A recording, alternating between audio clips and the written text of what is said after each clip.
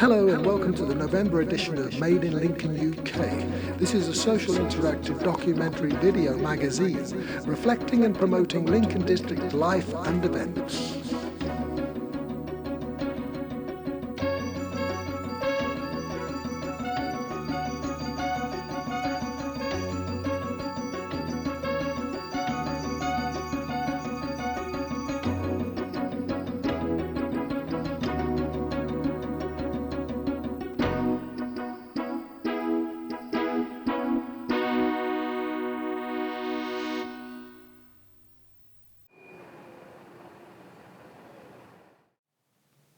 Hello, my name's Stoker. I'm an artist and I'm currently exhibiting my work in the Sara Webb Gallery in Lincoln. This picture here is called Helen, and she was made for my show last year also in the Sara Webb Gallery, which was In Search of the Feminine.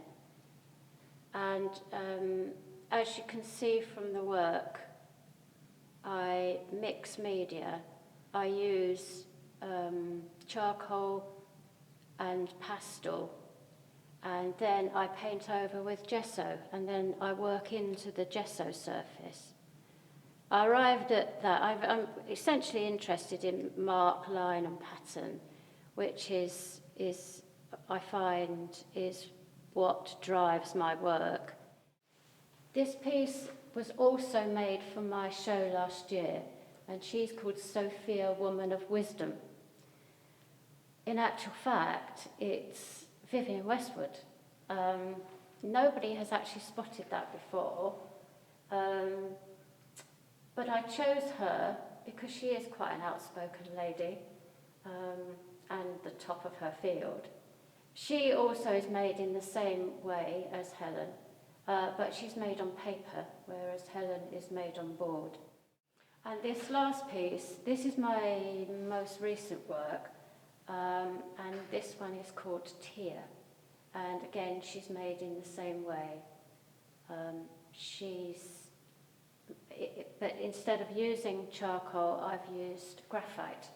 So I've made a finished drawing, and then I've painted over her. I've painted over quite a lot of her, only leaving a small amount of the graphite showing. My name's Erica Mallory Blythe, and I feel very privileged that I was invited to exhibit at the Sam Scorer. So this I entitled A Simple World for Ellie.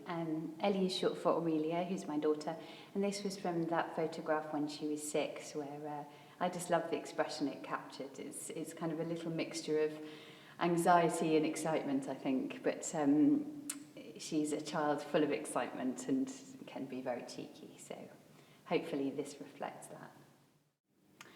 So this one's entitled Aurelia's Song, and this is Ellie for short when she is now 6, and this is her playing her melancholy song to ask Mummy to give her some attention. And it was a very beautiful song for a child who's not been taught very much music, and my big guitar was just sat on her lap, and she invented some very beautiful lyrics. I was very proud of her.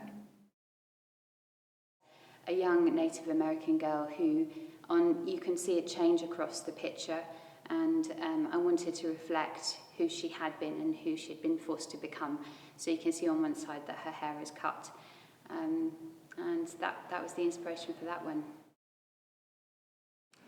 Hello, I'm Peter Montgomery. I'm an artist and at the moment exhibiting with some other fellow artists from Lincolnshire in the Sam Scorer Gallery in Lincoln.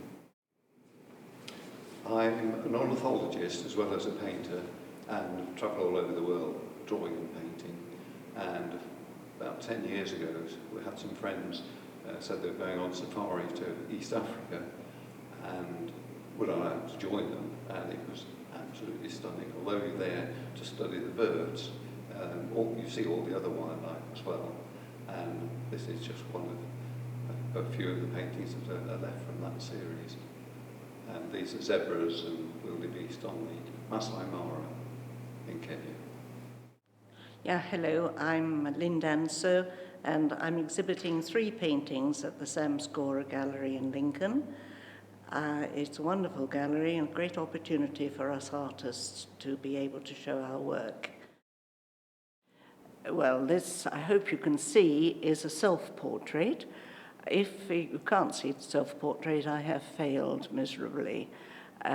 It's done in my studio, and the idea is that there is a large canvas that I'm painting on. I've just looked up to see my reflection in the mirror, which you can't see, and I'm thinking about what I do next, holding my paintbrush.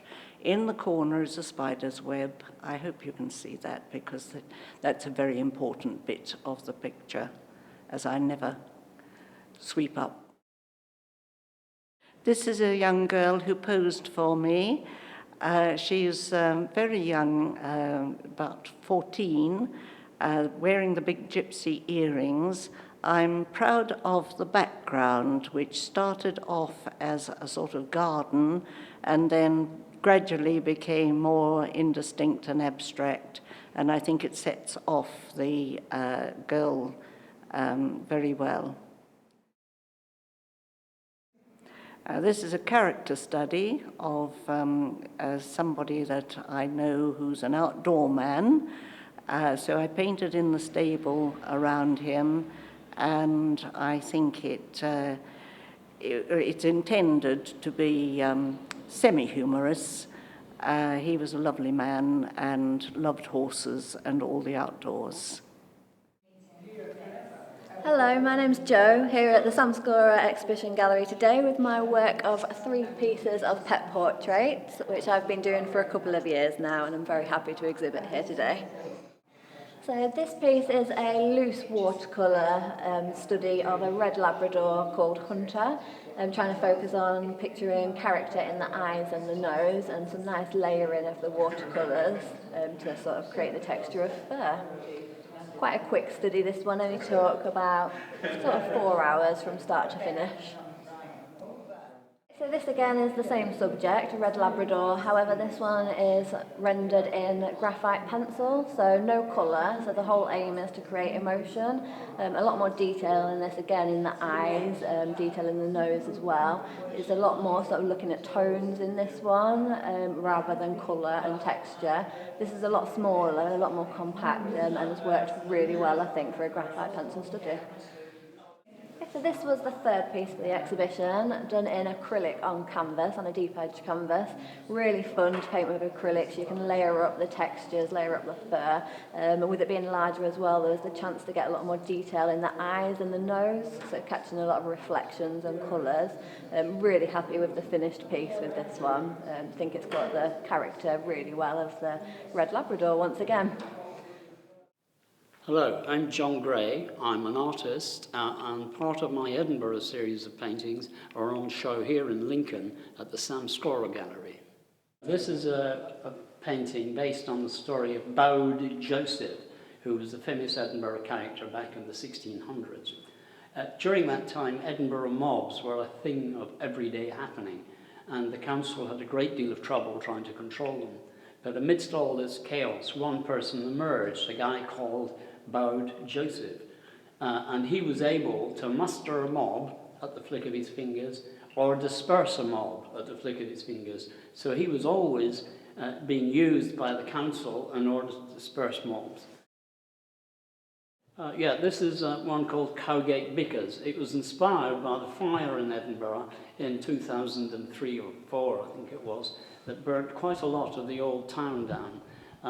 I decided I'd like to get Phoenix returning from the ashes, but not the Victorianized version, but the previous version, more medieval. So here you've got a mixture of the medieval and of some Victorian buildings. Now, this is the Cowgate. It's a long street that runs parallel to the Royal Mile and has been famous throughout history.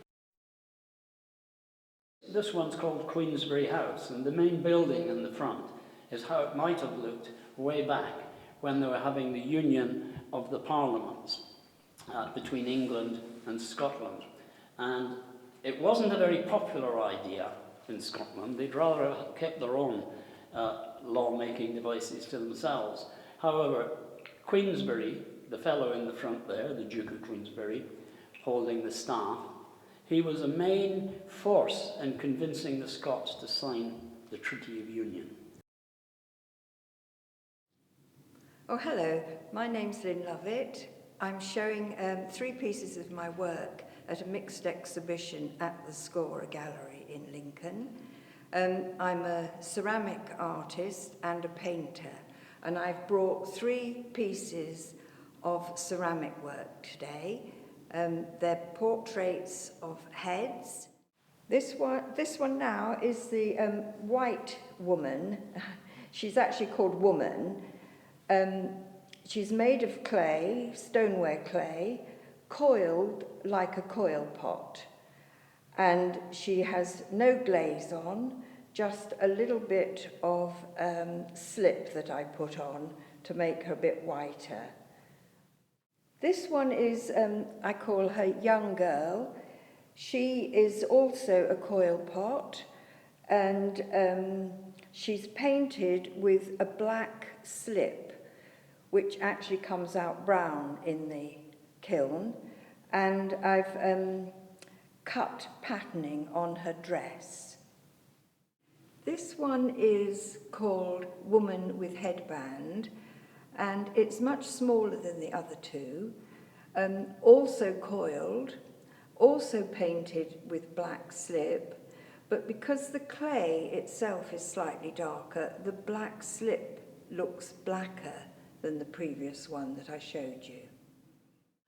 Hello, I'm Carol Butler, and I'm taking part in the exhibition that's all about portraiture here at the Stoker Gallery.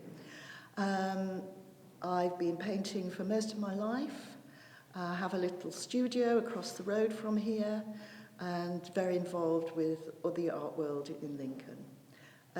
I'm part of the trust here at the Stoker Gallery. Lovely gallery, we're so lucky to have it in Lincoln. So, this is Siri. Siri at 27 is the title. Because I've painted Siri since he was 17, he approached me at one of my exhibitions and asked if I would be interested in painting a male model, because I've often painted lots of females. And I said, yes, of course. He's changed over the years because he now studies shamanism.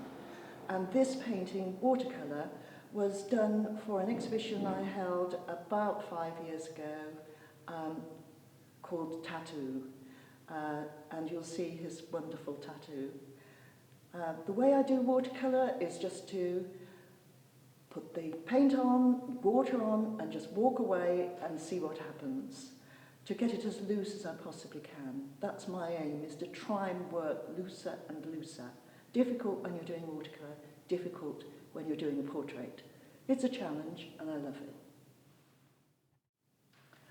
This is Felix, my grandson. And as you see, he's not a painter on paper, he's a painter on his face. He lives in Sweden, and I'm forever getting photographs of him with a different coloured face. But red's his favourite colour. So I thought, I did this particularly for this exhibition, and I thought I would do him with a red face, and then he'd be happy with it.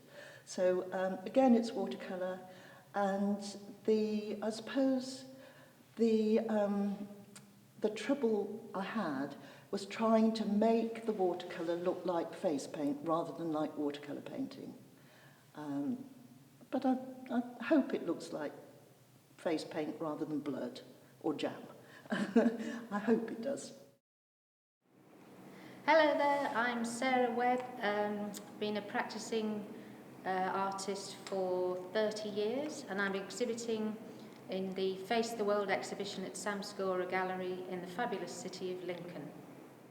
So this was part of a series of work which was sponsored by the Arts Council of England in 2008, and it's called Ridi Pagliacci, which means laugh clown. I was commissioned to translate the opera Pagliacci into paintings, and I in turn commissioned a dancer to work with me during the night, because I work better at night for some reason. And he translated the opera, which he'd never been exposed to, into slow dance. And I worked with him, and I made up his face and produced costumes as well for the exhibition. And this one is, I suppose that's sort of the centrepiece. But it was a play within a play, Leon Cavallo's version of Pagliacci, one of my favourites. And music has always inspired me as an artist, so I was thrilled to be able to do this courtesy of Arts Council England. So this is another painting from the Pagliacci series, and for that project I commissioned some masks to be made in Venice, especially for the project, for the model I was using. And you can see one of the masks featured in this painting. Again, you can see the theatrical light, and as well the influences I had, such as Goya, Velázquez and Rembrandt. And they've very much influenced my palette over the years. So another influence of mine has always been the theatre. I'm very much interested in light within my work, extremes of light. My daughter posed for me for this painting, my daughter Stella, who is a dancer. As I used to work in the theatre in London before I was discovered by my agent Eric Hall. And I used to produce props and scenery for theatre, television and film. And I think that's always stuck with me. It's been a huge influence. So, as I say, my daughter posed for this for me. She's a beautiful performer. And I sort of intertwined it with the circus theme. Hello, my name is Gail Twainton-Das, and I'm very happy to be here and happy if you're watching. And here are some of my portraits that I do, mostly in pastel and oil. So this is one of my portraits in oil. This is one that of a little girl. I originally painted her in pastel, but for this sketch I actually used photographs because I'd already seen her. And this is one of the photos that I took of her after I'd done her pastel portrait. And I think you can tell because she wouldn't have held that expression, and she's far too long to have stood for an oil. So I do these quick oil sketches as well, sometimes from photographs and sometimes from life. But mostly I do children very quickly in pastel because they have a very short attention span, obviously. So this is a portrait in red chalk on textured paper that I like very much. And there is a little bit of white chalk in with it, but mostly the light areas are paper showing through. So this one's a coloured pastel portrait, also on paper. Sometimes I use a special board that takes the pastel very well and it doesn't float off onto the glass as it can do. I do these portraits, if I can, from life, and if people have time to sit, and they take different amounts of time depending on how it goes, from 2 to 6 sittings usually. And this one was done absolutely entirely from life. So my dear husband was very patient. It hasn't really quite got his kindly expression, but I still think it's a very good portrait.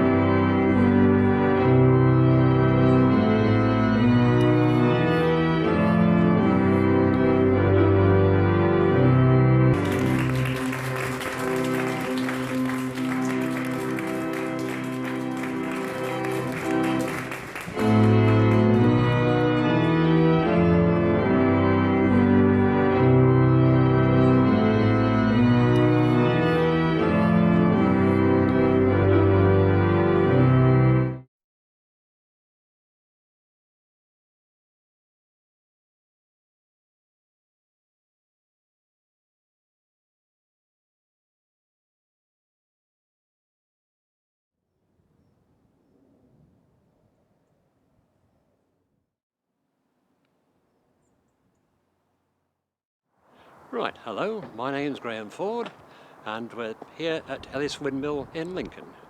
Now the mill has stood here since 1798, and if you're good at maths, that makes it 217 years old. There's evidence of a mill on this site from around the middle of the 1200s in the area, and this now is the last surviving mill of 9 that were down Mill Road. I think apparently there were 6 more or less on the line and 3 right at the far end, at the Yarborough Road end of the area, hence the name Mill Road. Now, originally the mill belonged to Frank Ellis. He was the last owner. Certainly from the early 1900s, with the onset of steam and electricity, this type of mill very, very quickly became obsolete. Couldn't compete with the electric and steam-driven mills, so windmills all over the country very quickly fell into disuse. And this mill in particular became more and more dilapidated till just prior to the last war it was running on 2 sails and not really making much effort at all. Now, what actually happened to Frank Ellis, I'm not particularly certain whether he abandoned it, gave it up as a bad job, or whether he died. I've never been able to determine that altogether. But however, it was left abandoned, and in the early 1970s, I think about 1973, what was left of the mill caught fire, either by accident or design, I'm not sure, but it was left virtually a burnt out shell. There was nothing left, just a tower and a tube, you know. And at that point, the developers wanted to move in, bulldoze this, and develop the area. But it was the Lincoln Civic Trust, to their eternal credit, said, no way, we're going to restore it for the Queen's Jubilee. So they set to in 1977, begged, borrowed, scrounged, possibly even stole anything that would fit from surrounding mills in Lincolnshire, and reassembled it. And it opened again in 1981. It's been running ever since at weekends, staffed by us. We're all volunteers. And we open to the public Saturdays and Sundays during the summer, but just over winter, from the end of October till the end of March, we open just on a Saturday afternoon for the benefit of the public. We do make flour, we do grind flour, which is fit for human consumption, which we can sell, but it's not a business. We sell it, it's a form of showing off, if you like. We do it because we can, as the saying is. Now, as always, with this type of thing, maintenance is always a problem, and as the mill is now owned by the Lincolnshire County Council, you can well imagine it's a continuing fight against red tape to get funds, to get any maintenance done, but we're always optimistic. We live in hopes that one day somebody will say, well, we'll repair this and repair that, but it's a long, long wait. But to tell you a little bit about the mill, this is the last development of this type of tower mill, which is called a tower mill. There were earlier ones that were called post mills, sorry. They were what I rudely call a shed on a stick. They were a big wooden shed on a huge plinth, either a big old tree stump or whatever, and they were quite literally operated by hand. The sails must always face into the wind. Now, on a post mill, you physically had to push the whole lot round so that the sails were always into the wind. These days, we have a little device at the back, which is called the fantail, and that turns the cap, which is a white part on top of the mill. That turns that round automatically 365 days a year, 366 in a leap year, and 24 hours a day. So we don't have to touch that. The wind, if we ever get any, does it all for us. That's the sails, again, are the last development of this type of sail.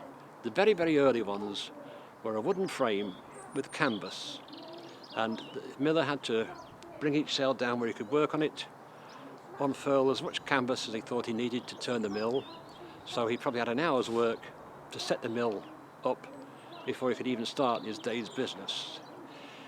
In the late 1780s, Alexander Meikle hit on the idea of putting the shutters in, but the shutters were still operated by a rod up the centre spine of the sails.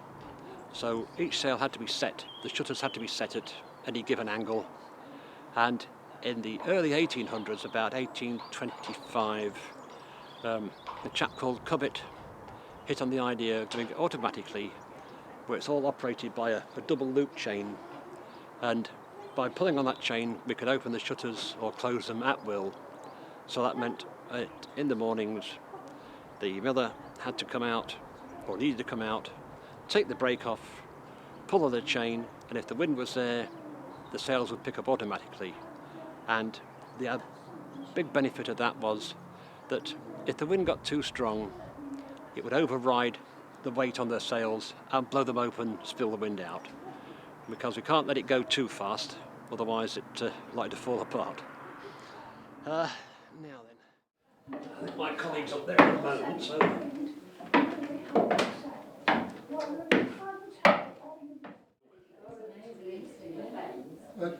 These are the operating stones. This is the one we use now. This is the one for grinding wheat, which makes flour fit for bread, biscuits, cakes, whatever, and it's wholemeal stone ground flour. So what happens, the process is a bag of grain will arrive at the door, it goes up on the sack hoist on that chain device over there, up on the top floor, it's then tipped into a big bin on the top floor, and gravity feeds it down this chute into this holding bin here.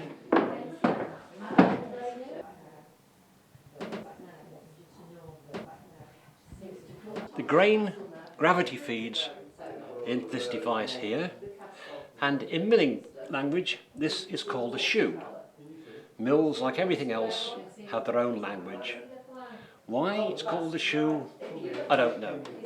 It looks more like a child's wheelbarrow that's been vandalised, like somebody's pinched a front wheel and sawn the handles off the back.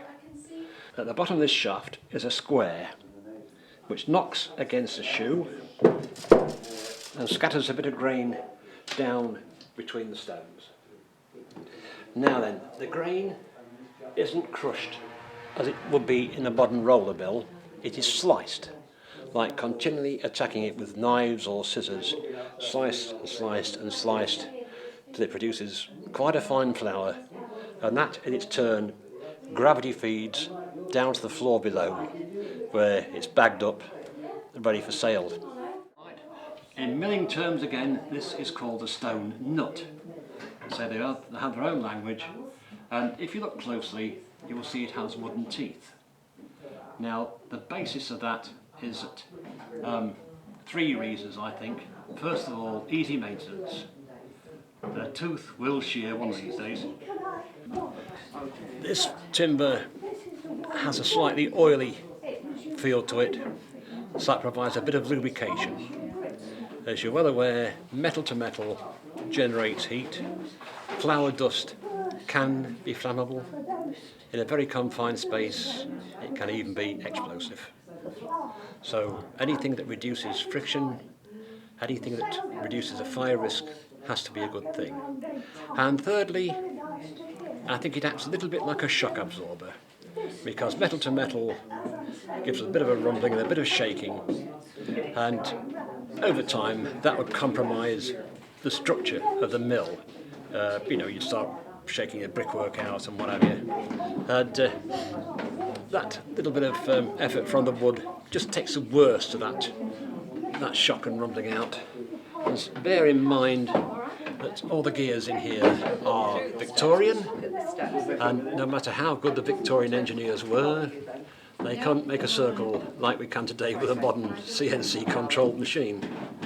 So there's always a little bit of what, in technical terms, is called run out. There's a little bit of wobble on the wheels. So anything that reduces the shock slightly has to be a good thing. So this then is where the process finishes. Down this chute comes the fully ground flour. Dig this back, see if we find a little bit. Now this is not a very good sample because it's what we call scrap. We just had a little bit run through doing the start of milling to get all the rubbish out, if you like. But this, in effect, is what you will see when you buy a bag of flour. Wholemeal stone brown flour. And that process is controlled by this screw here. Now, I don't know if you can see that screw there. Yeah. And that, again, in milling language, is called the tendering screw. This screw controls the gap between the stones. It's only a very, very fine gap, not much thicker than that. You know, a matter of millimetres. Obviously, you can imagine, if the gap between the stones is too great, you will start getting whole grains, bits of chaff, all sorts of rubbish in your flour. Conversely, if they run too tightly, then you start grinding the stones together. And if you get stone or stone chippings in your bread and you break your teeth on a loaf, you're going to bless us, at least. So this gap has to be maintained, and that is where the skill of the miller comes in. Now, I always say that I can have anybody making flour in less than 10 minutes, but whether it's any good or not is a different story. And I have to say that I've been doing this as a volunteer now for 8 years, and if I'm making flour, I really like somebody looking over my shoulder and saying, that's good, no, adjust it, that's rubbish. It's one of those things you have to experience. You can't teach. I'm sure you're well aware you can teach a lot of things, but you can't teach experience. And that has to be done by standing here and doing the job. And if you're a miller on your own, then you're going to get experience pretty quickly, because if you're not, you're going to be out of business. So if you start selling rubbish, people will go somewhere else. That's a very simple basis of it. There's not a big chain to back you up when things go wrong. You will sink or swim totally by your own efforts. So, in a nutshell then, that is a story of milling for you. Well, there we go. That wraps it up for this edition. Now remember, this is your video platform. If you have any ideas or topics or issues that you feel would be of interest to the people throughout the Lincoln district, then get in touch with me and I'll put it in the big picture.